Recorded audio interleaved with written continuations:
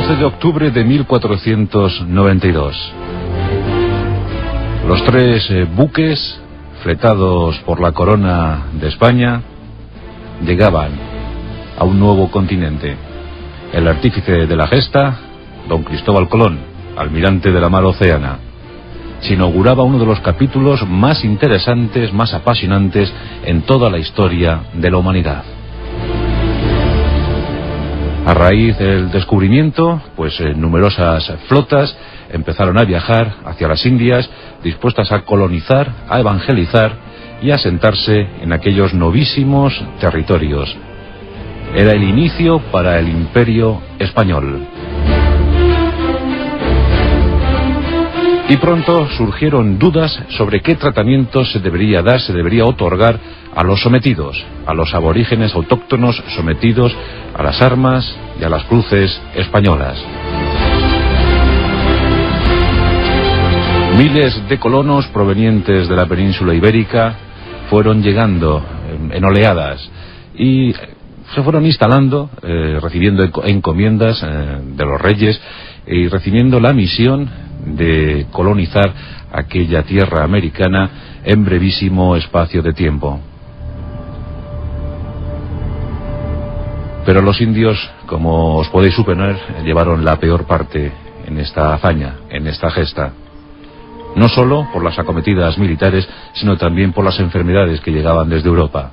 Enfermedades para las que los indios no estaban preparados, no estaban inmunizados. Fue un hecho tristísimo, un momento de sufrimiento total para la población nativa americana. Y pronto se elevaron voces que pedían, que exigían un trato igualitario para los indios. En estos enemigos íntimos de la historia vamos a hablar de uno de los enfrentamientos más clamorosos, más célebres, el protagonizado por dos hombres de religión, dos hombres que entendieron cada uno a su manera que aquello de América era importantísimo y que se le debía dar el trato adecuado. Por un lado, Juan Ginés de Sepúlveda, un hombre ilustre, cultísimo, nacido en Pozo Blanco, Córdoba, formado intelectualmente en las universidades de Alcalá de Henares y Bolonia, un magnífico filósofo que fue confesor de Carlos I y preceptor de su hijo, el futuro Felipe II. Ginés de Sepúlveda está considerado como un gran cronista, pero entendía que la colonización de América debía ser total y sin miramientos para los indios, pues estos no eran otros sino bárbaros, y como ya se decía en el Antiguo Testamento, los bárbaros habían sido expulsados del Edén, de la tierra prometida.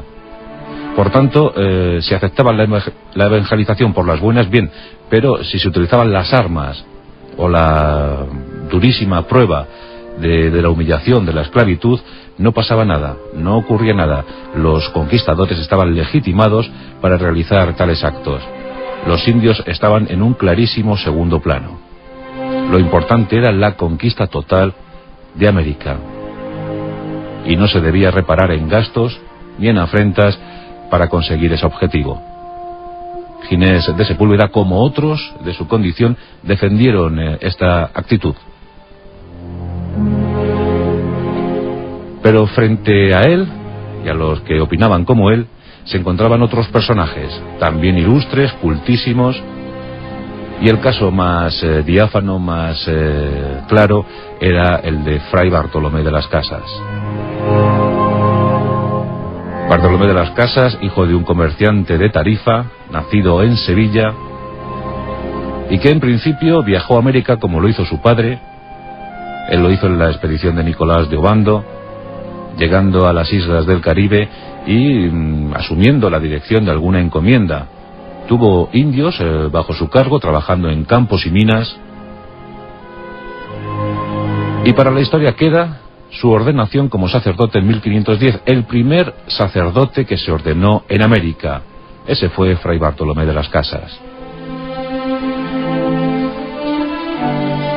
Este dominico se percató de inmediato el trato humillante e infrahumano al que eran sometidos los indios y quiso defender su causa. Él preconizaba la erradicación militar de América. No quería que se tomara aquello manu militari. No quería tomar las Indias a base de arcabuzazos, a base de mandobles. Quería evangelizar por las buenas, de forma pacífica, por convencimiento propio del indígena, no por imposición de las armas españolas. También quería suprimir las encomiendas y, por supuesto, que los indios fueran considerados hermanos iguales a los españoles. De hecho, el cardenal Cisneros le nombró protector de los indios en 1516 y siempre estuvo luchando en ese frente. Y ahí están sus famosos libros, esa brevísima relación sobre la destrucción de las Indias. Estaba claro que tarde o temprano se enfrentaría a personajes como Ginés de Sepúlveda.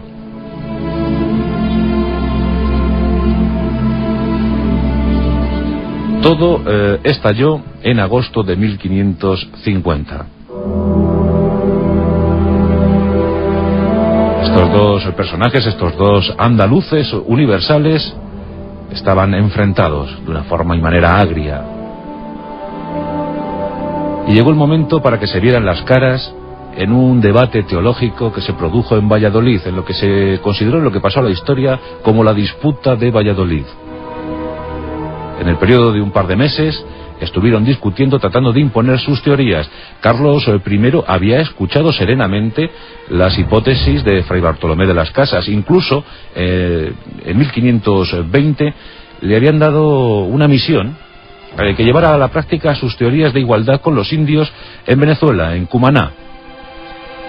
Lo que ocurre es que esa experiencia, protagonizada por Fray Bartolomé de las Casas, acabó en desastre. En una ausencia del fraile, los indios decidieron actuar y provocaron una auténtica masacre entre los colonos españoles. Esto desvirtuó muchísimo el mensaje de Bartolomé de las Casas y le creó muy mala fama en la península, en la corte. Claro, eso hizo que la balanza se fuera decantando paulatinamente hacia el lado de Ginés de Sepúlveda, quien seguía diciendo que los indios debían ser sometidos hasta las últimas consecuencias. Y en este verano de 1550, los dos frailes trataron de imponer sus tesis. Las discusiones fueron más que encendidas. Uno quería que América se evangelizara a costa de arcabuzazos y mandobles. Otro por la Verapaz, que era su movimiento. Siempre con la excusa de la paz, llevar eso a los territorios americanos y que todos pudieran convivir de manera feliz. Finalmente se impusieron las teorías de Ginés de Sepúlveda. Fue el clarísimo vencedor de aquellas jornadas. Aunque los dos se arrogaron el derecho a la victoria, lo cierto es que Ginés de Sepúlveda fue el que salió reforzado de aquellas cuitas. A Bartolomé de las Casas poco le quedó por decir y falleció unos años más tarde, siendo incomprendido por la gran mayoría. Aquel que rechazó el obispado de Lima, aquel que fue obispo de Chiapas, discutiendo permanentemente con los colonos que empezaban a poblar aquellos territorios mexicanos. El caso de Ginés de Sepúlveda pues es parecido, porque aunque salió vencedor de aquello, también optó por la retirada casi espiritual a su pueblo de Pozo Blanco, donde falleció tras haber publicado algunos documentos muy